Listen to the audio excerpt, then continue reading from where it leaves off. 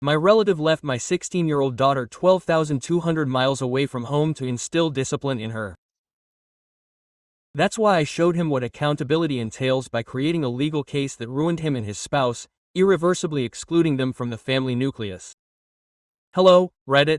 I don't usually post, but something happened a few months ago that completely altered my perspective on family ties. I used to think that lineage implied unconditional loyalty, but that's not true. What began as a routine group outing ended up revealing the lengths people will go to when envy consumes them. I'm not asking for pity, I just want to tell you how I resolved it step by step, in the only way I know how: calmly, meticulously, and without giving in. My daughter Anna, 16, had been excited about that group outing for weeks. She was smart, energetic, and frankly superior to the chaos that is my brother Luis's clan, but she idolized her cousins. She's always been like that. She helped them get ready, created identical bracelets, and even made a short packing list for the journey. He told me, "Dad, this is going to be the best trip yet." I smiled. I told him to take some pictures and reminded him to keep his phone charged. I didn't attend because I had work to do. I'm the kind of doctor who doesn't give up everything because a group wants matching t-shirts. Luis knew that. He swore to watch over her like his own daughter. I believed in his commitment. A huge mistake. 3 days after he left, I finished a night shift at the hospital. One of those serene moments where devices ring louder than humans. My cell phone vibrated with a strange number. I almost threw it away, assuming it was another mistake, but instinct screamed at me. Answer. The voice on the other end wasn't just buzzing, it was vibrating. Dad, it's me. It's Anna. She was so upset that I barely understood her. In between I caught fragments. Carla snatched the phone from him to teach him obedience. His return was cancelled and everyone, Luis, Carla, his cousins, they left. They returned home without her. For a few moments I was silent. My brain simply froze. Then everything clicked suddenly. She was abandoned, without a cell phone, without relatives, in a foreign nation. Where are you now? I asked, typing on my computer and Pondo, outside the lodge. They kicked her out after checkout. They claimed that my name was no longer on the suite. When I asked about my ticket, the front desk verified and informed me that my return flight had been cancelled. I pressed my palm against my 100. Listen, don't leave there, do you understand? Stay in a busy area. I'm getting you returned home. A man's voice was faintly heard. A traveler who lent him his device said that the lodge staff let her wait in the lobby long enough to locate someone who could contact me. She had been trying all day. I kept my tone steady, but my chest was burning. Are you okay? Are you okay? Anna, just hold on. I'm scheduling your flight right now. In minutes I had her on the next available flight home. I contacted the airline, arranged for her to be escorted to the airport, and forwarded them her picture and reservation information. I've managed smoother operations than that call, but nothing had chilled my blood as much. I notified the nursing supervisor that I was leaving. I didn't wait for approval. Family emergency, I said. That was enough. The trip to the airport seemed longer than any shift I'd ever done. My mind kept replaying her shaky, broken voice. I kept squeezing the steering wheel every time I thought of Carla, in that smug, self-righteous tone she always displayed. The kind of guy who sees his own wickedness as his own right. I also thought about Luis Pusillanime, probably approving of everything she dictated. He always acted that way. Even as a child, he lied, and I bore the blame. Some people never outgrow their cowardice. My cell phone beeped with notifications of every few minutes. I kept checking them like a man on autopilot, pulse racing, but face calm. That's something medicine teaches. Stay solid even when it burns inside. At one point, I even let out a low, bitter laugh. The notion that they could pull this off and think I would just let it slide. I'm not that guy. I've made my entire existence cleaning up messes. And this was intimate. When I finally pulled into the airfield parking lot, I turned off the engine and stood there for a moment, just inhaling. My reflection in the rearview mirror looked calm. The kind of calm that precedes a storm. I turned on my phone. I glanced at the last text Anna had sent before she left. Don't overwork yourself, Dad. I'll get you something cool. My jaw hardened. I logged in, checked the arrivals board, and confirmed the time. Her flight had just crossed the halfway point on the flight track. There were still about 3 hours to go. 3 hours for that fury to sharpen into something more cutting. This was no mere omission, it was intentional. Planned. And the moment I saw my daughter safe, I would ensure that Luis and Carla understood precisely who they had entangled themselves with. As I stood there in that dim waiting area, surrounded by the soft hum of late-night travelers, I realized that I wasn't even conventionally angry. I was focused, icy. Exactly. They hadn't just abandoned my daughter. They had made the mistake of assuming that I was the kind of man who tolerates familial misunderstandings. I'm not. I stared at the sliding glass doors through which the next batch of passengers would emerge. My hands clenched as I considered what was to come. They had left my daughter alone in another territory. That's not iron, that's evil. I kept repeating that phrase in my mind as I waited in the arrivals area. Every parent there was smiling. Except me. I wasn't smiling, I was motionless, reviewing each possible outcome in my mind like an inventory. Then I saw her. Anna emerged from that doorway like a specter of herself, clutching a small suitcase as if her very existence depended on it. Her eyes scanned the crowd once. Then she spotted me. The second she did, all the composure she'd tried to maintain shattered, and she ran into my arms and just stuck there. She didn't say a word, just stood there. I didn't ask anything, just held her and said, "Are you sure? I've got you now." We walked to the parking lot, mute. She looked exhausted, like she hadn't eaten or rested properly in days. I waited, I didn't rush her. I know how trauma works. You let the muteness kick in first. Halfway down the highway, her small voice said. I tried, Dad. I really did. What happened? She swallowed. It had started the instant we landed. Carla insisted that I was too attached to my phone, that I should learn to enjoy the journey instead of sailing. So she confiscated it for the week. I thought she would return it to me at night, but no. She claimed she was being strict with me. I raised an eyebrow, but you answered my texts every time I did. Anna frowned. That wasn't me, it was Carla. She only handed me the phone when you called. I tightened my grip on the steering wheel. Carla, and her lessons. That woman has never taught anyone anything but arrogance. Anna continued. Uncle Luis didn't make a sound, just nodded as if she was right.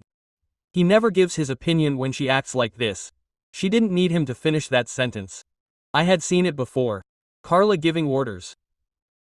Luis being a rag behind her, pretending to preserve harmony while doing absolutely nothing. Anna snorted. At first it was okay. The cousins were friendly. We visited the beach, ate ice cream, but then Carla started to harass. He claimed that I was bragging because Grandpa always talked about me. She kept repeating phrases like, some guys think being smart makes them better than everyone else. I just ignored her. I could picture it all in my mind. The fake smiles, the subtle comments, the cousins looking on uncomfortably. I asked, why didn't you tell me? I didn't want to spoil the journey, so I just kept quiet.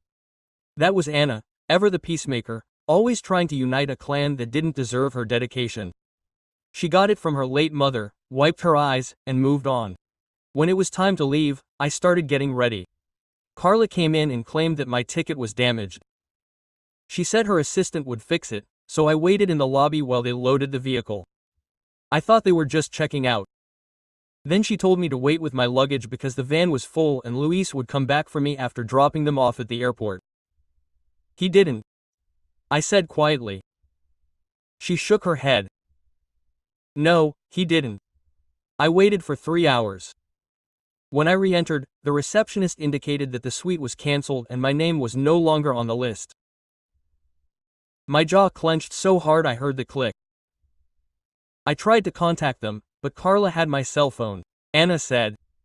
I tried calling my cousin Laura from the hostel, but she didn't answer. I later found out that Carla had told everyone she wanted to stay a few more days to be autonomous. She let out a broken laugh. Autonomous. She didn't even have anything. I sat outside for hours and then the hostel security told me to leave. She looked at her hands. A kind older lady saw me sobbing and allowed me to use her device to contact you. That's the only reason I was able to contact you. For a moment I was silent.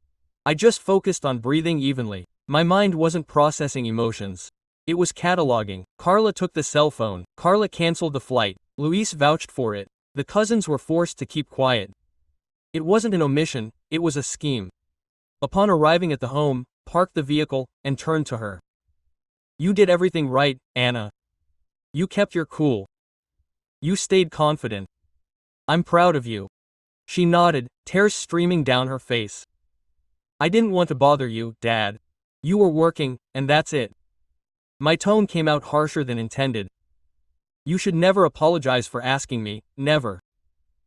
Inside, I prepared food for her, basic things, broth and toast. She nibbled as I asked brief, calm questions, times, names, phrases, every detail counted. I wrote everything down while pretending to just chat. She told me how Carla had been making comments all week about not having a real mother and getting preferential treatment because people felt sorry for her. I still didn't react. No, I just kept writing. I stood there for a long time, just watching her inhale. Then I went to my desk and turned on my laptop. I started going through flight logs, reservation emails, timestamps, everything I could find. Carla and Luis wanted to play. Well, I don't bluff. They treated her like she was worthless, I muttered. My voice was low but firm. They're about to learn that she is. Okay. I didn't rest that night. Not because I couldn't, but because I didn't want to. I've done 24-hour shifts in trauma bays. I can operate with focus alone. I sat at my desk with a cup of black coffee and my laptop, treating this like a patient's case. Step 1. Gather facts. Step 2. Verify source. Step 3. Root out infection. First call, airline. I gave them the booking reference from Anna's old email. The operator on the other end sounded half asleep until I mentioned that my daughter had been stranded abroad. Suddenly she was fully alert. Yes, sir, I see the reservation here, he said, typing quickly. The return ticket was manually cancelled 4 days ago. By whom? Looks like Carla Grant, same email as the initial reservation. My jaw clenched. A refund had been processed, yes, to the same card that had been used for the group reservation. So not only had she cancelled it, she had made sure the money went back to her. Second call, the accommodations. I asked to speak to a supervisor. They confirmed that Anna's suite had been vacated at the group's request. I asked, who made that request? The supervisor paused. Mr. Carla Grant said that your daughter had changed her travel plans. I thanked them and hung up. My screen filled with notes, timestamps, call logs. It was surgical, clean, unemotional, exact. Next, I examined the chain of reservations. The clan always used the same travel agent. A woman named Karen, who manages Luis's business travel. I called her office, she answered on the second beep, cheerful as ever. Dr. Grant, how was the trip? I didn't go, I said dryly. But tell me, when did you book those tickets? Who made the changes? Her tone changed quickly. Oh, that would have been Carla Grant. She emailed me midweek indicating that Anna would be staying longer. I kept my voice even. Oh, yeah. And it didn't occur to you to double-check with me? She sounded confident, and the group booking was in her name, so I didn't think twice, Karen said. I thanked her, ended the call, and exhaled slowly. Every piece fit together perfectly. Carla canceled the flight, checked out the accommodation, even contacted the travel agent to rewrite the narrative before I could detect it. I began accumulating evidence, screenshots of emails, the accommodation invoice, and the airline agent's internal notes, showing who canceled the ticket. I filed it all away in a new folder labeled File. Old routine. Doctors like to be orderly when they plan to cut up something ugly. Around 9 a.m., my sister Jenny called. She's the only sister I truly trust. Hey, are you okay? I heard from Mom that Anna had some travel mishap. I told her everything, brief, clinical, without emotion. When I finished, she fell silent. Oh, my God, she said. Finally, Mom and Dad think Anna stayed longer with friends. That's what Luis told them. Of course she did.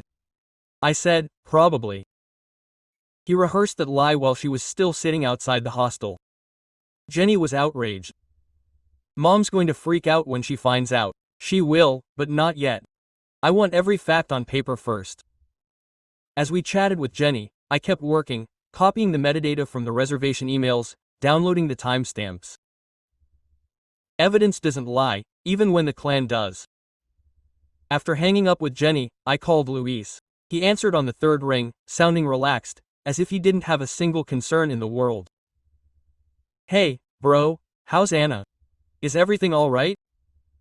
Yeah, I said. She's home. Do you want to explain to me why she had to call me from another country using a stranger's phone? He laughed. That fake nervous laugh he does when he's cornered. Don't be dramatic. It's fine, right?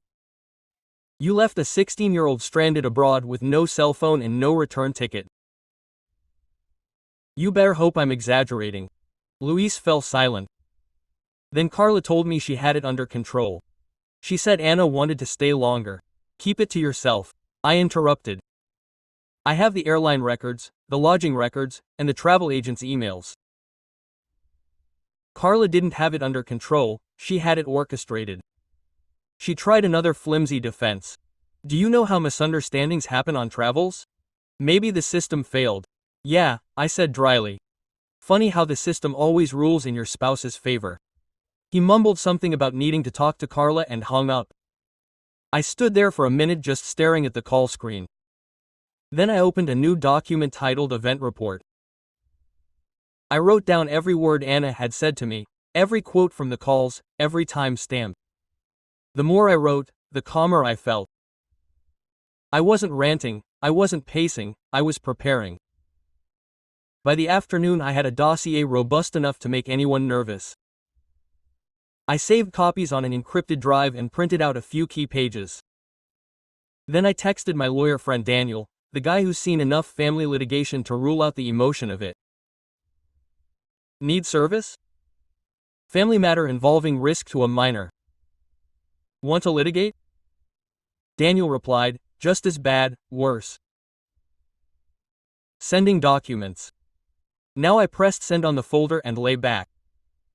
The house was silent, except for the sound of the printer spitting out paper. For the first time, I smiled at that phone call, not because it was funny, but because it was inevitable. Luis and Carla wanted to act like Anna was worthless, like she was just a girl who would get over it. They forgot who her father was. I opened my cell phone. Send Daniel one last text. Let's get to the legal stuff. I had everything ready by the next morning. The evidence doesn't lie. And I had enough to tear them apart. Time allowed. It was Saturday. The usual family gathering at my parents' house. Ideal scenario. I didn't tell anyone I was coming. I wanted them to be unprepared. When Anna woke up, I told her, we're visiting Grandma and Grandpa today. You don't have to send anything, just stay by my side. She hesitated. Are they going to be there? Yes, I said, and they will answer for what they did. We drove in silence. I could see her fiddling with her sleeve anxiously, but trying to keep her cool. She had endured enough and I wasn't going to let her face another second of humiliation. The second we pulled into my parents' driveway, I saw Luis's sub. Of course, the man couldn't feign innocence, even if he tried. Inside, my parents were at the table. Jenny was helping Mom set out the plates. And Luis and Carla were sitting like monarchs laughing about something. The moment I entered it was like the air was sucked out of the room. Luis's smile froze. Carla blinked twice, then forced another smile. Oh, you're here. Yes, I said, dropping a thick dossier on the table. I didn't want to waste any family time. Mom's face lit up when she saw Anna, but she sensed the tension. Instantly. All right, he inquired softly. Not yet, I said, but it will be. I sat down across from Luis and Carla and opened the dossier. The printed pages slid out, flight confirmations, checkout records, lodging records, timestamps, and email chains. Carla's name was on each one. Quote, what's all this? Luis asked, feigning bewilderment as if he were reading a foreign language. This, I said calmly, is the paper trail that proves my daughter was abandoned in a foreign country by your spouse. The lodging checkout was executed by your spouse and everything was endorsed by you. Carla gave a weak laugh. That's absurd. There must be some iron, right? I said. An iron where your name appears on every approval. Interesting coincidence. Luis leaned forward, palms up. False serenity. Quote. Look, we're sorry Anna had trouble traveling, but you're magnifying it. It was a mess that morning. And no, I said gruffly. Don't insult my intellect with that excuse of a mess. Both of you. They abandoned a 16-year-old girl in a foreign country. That's not disorder, that's an omission. Carla crossed her arms. We thought she wanted to stay longer. She's always so independent. I sat back, staring into her eyes. Seriously. Because the hotel supervisor says you told them she checked out with you and the airline says you canceled her ticket. So unless Anna hacked your email from another country, are you falsifying? The room fell silent. Jenny stopped setting the table and just watched. My mom had her hand over her mouth. Carla's mask began to crack. Her lips thinned. Maybe if your daughter weren't everyone's favorite, people wouldn't be so fed up with her. The words hung in the air like a blow. What did you just say? My father's voice cut through the silence. His red face rose slowly. You abandoned my granddaughter because you were jealous. Carla's jaw trembled. That's not what I hit. The table slammed so hard the plates clattered. Shut your mouth, Mom, she gasped. Jenny was frozen, her eyes wide. Anna, who had been standing near the door, looked down, trying not to cry. I just sat there, composed, because that's what dominance looks like. You know? I said quietly. I used to think people magnified how tiny envy could make someone, but this is a whole new level. You humiliated a little girl because you couldn't stand being liked. Luis tried to mediate. Hey, don't talk to my spouse like that. I cut him off. No, you don't have to defend her. I was supposed to be accountable for Anna on that journey. You let it happen. You let her sit outside a lodge, immobile and with no way to get home while you went on a hike. You're her guardian, Luis, and you failed. She seemed to want to argue, but there was nothing else to say. Her silence said it all. I stood up. I gathered up the papers and turned to my parents. I didn't come here to argue. I came here to show you the truth. Then I looked at Luis. It's over. You'll hear from my lawyer. Anna came up to me. We headed for the door and I could hear Carla poking around behind us trying to distort the narrative. You're already destroying this clan, she cried. My father's voice followed me. No, he said loud and definitive. You did it. You're not my daughter-in-law anymore. And Luis paused, voice low but firm. You're not my son anymore. We stepped outside. The second the door closed behind us, Anna exhaled as if she'd been holding it for hours. That was good, she inquired quietly. I nodded. You handled it flawlessly. We got in the vehicle. I called Daniel before starting the engine. It's done. I said. You got his reaction. He inquired loud and clear. Good, he said. Then we moved forward. As I pulled out of the driveway, I caught one last glimpse of my father through the window, standing next to my mother, his face hard and determined. For the first time in years, I saw the old man I had grown up admiring, the one who would not tolerate evil no matter where it came from. I walked away without looking back. What happened next was no longer a clan matter, it was a legal matter. 3 days later, the doorbell rang just after dinner. I checked the camera. Carla alone, the same woman who had strutted around like she owned the clan. Now she looked like she had been chewed up and spit out. I opened the door just enough to make her uncomfortable. Can we have a chat? She asked in a vibrant voice. I crossed my arms. I don't think there's anything else to broadcast, please, she said, her eyes darting as if they were chasing her. Just 5 minutes, I need to explain. I didn't answer. No, I just walked away without a word. Silence makes people panic faster than shouting. She entered, clutching her purse as a shield. The moment she entered the room, her facade crumbled. I was wrong. It's okay, she stammered. I didn't mean for things to get so out of hand. I sat on the edge of the couch, unmoving. You canceled her ticket, confiscated her phone, and left her in another country. That's not a mishap, that's a decision. She started pacing. I just wanted her to stop acting like she was superior to everyone. You have no idea what she's like.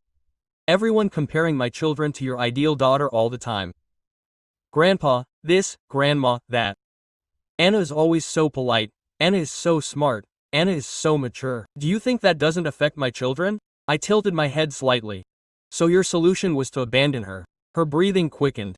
You don't understand. She doesn't even have a mother, but everyone treats her like she's some kind of child prodigy.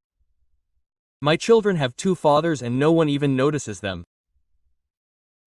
That the line hit me harder than she expected, not because it hurt me, but because it exposed everything, the envy, the bitterness, the reason why she executed him.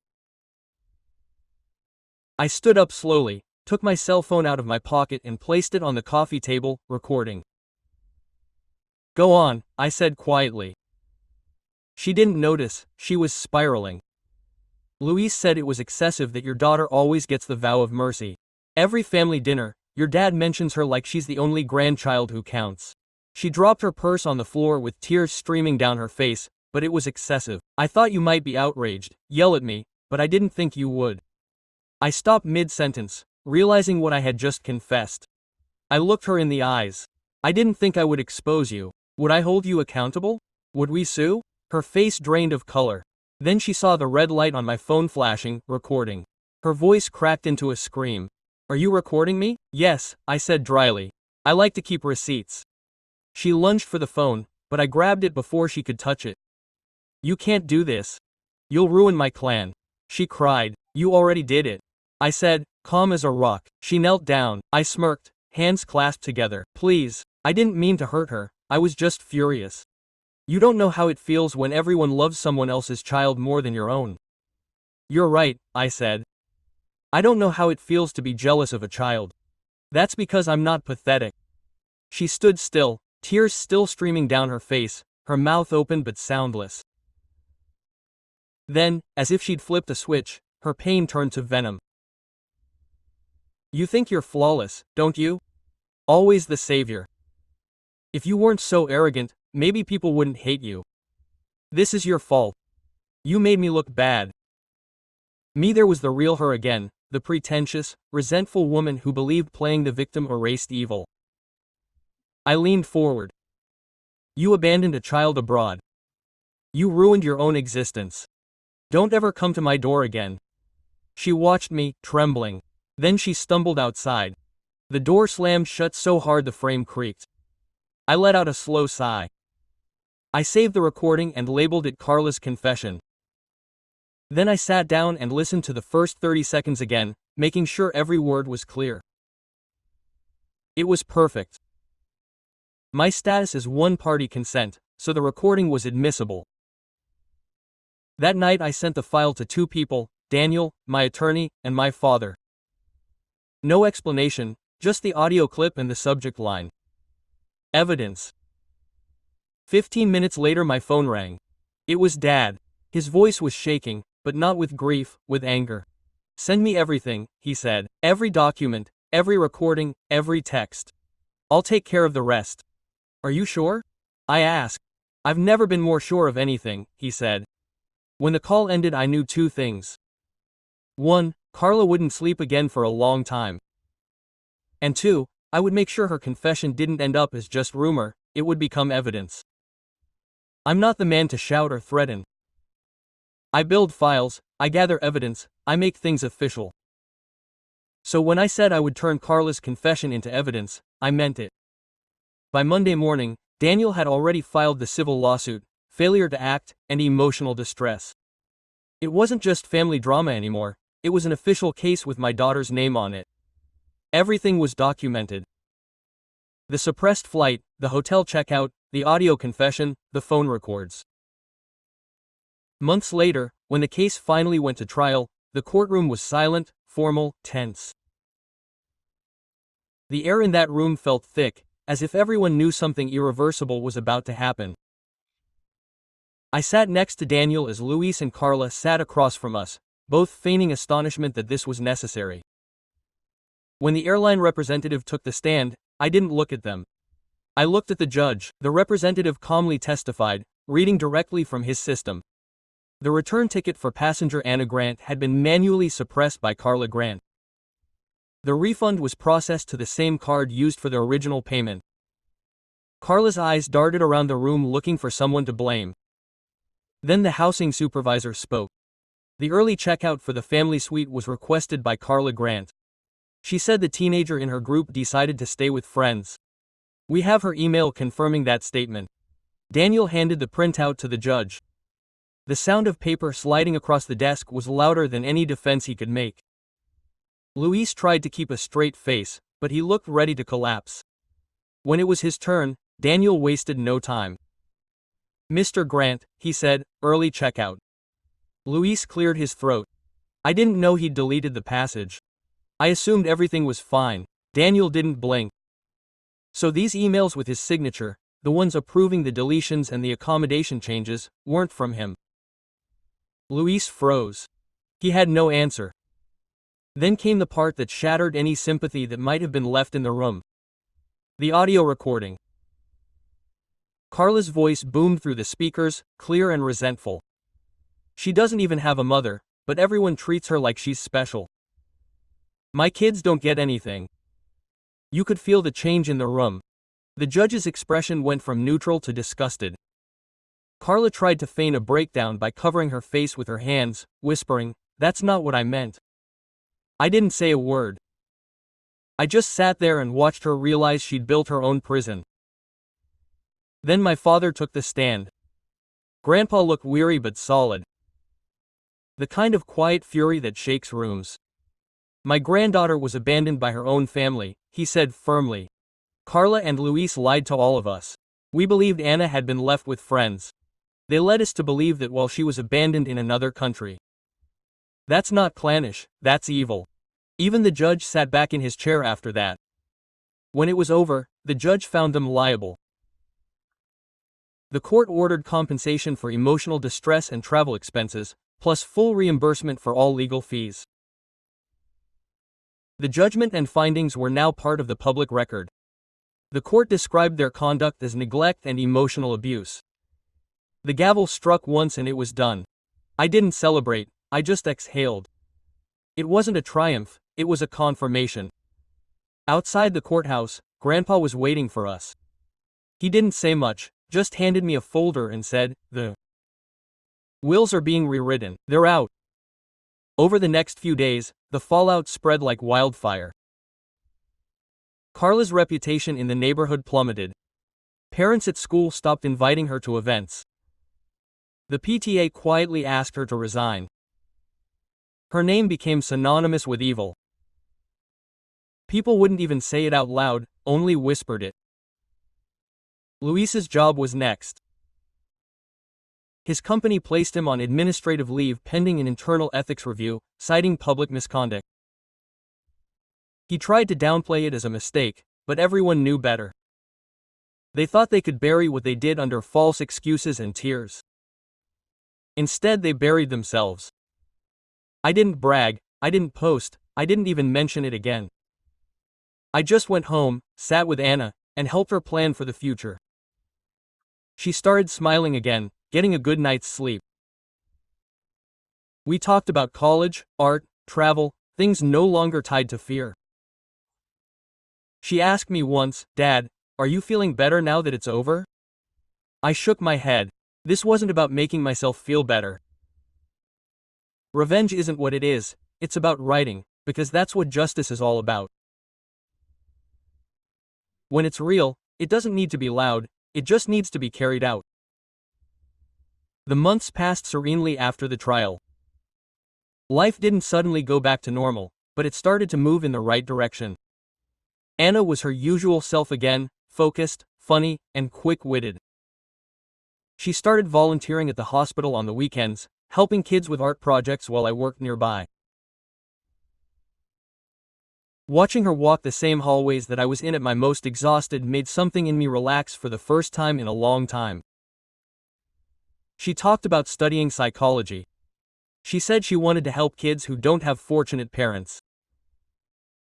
I never told her how much that line struck me, I just nodded and said, "You'd be great at that." Finally, the trial was resolved in its entirety. The judge's written sentence fell like a hammer. Luis and Carla Grant, found guilty of failure to act and intentional infliction of emotional distress, wasn't jail time, but it wasn't a slap on the wrist either. They were ordered to attend counseling, fined heavily, and restricted from having unsupervised time with minors for 5 years. The judge made it clear in his closing statement that this was no misdemeanor, it was a deliberate act designed to humiliate and isolate a minor. Hearing those words printed in the record felt better than any apology. After the ruling was made public, the company completed its ethics review.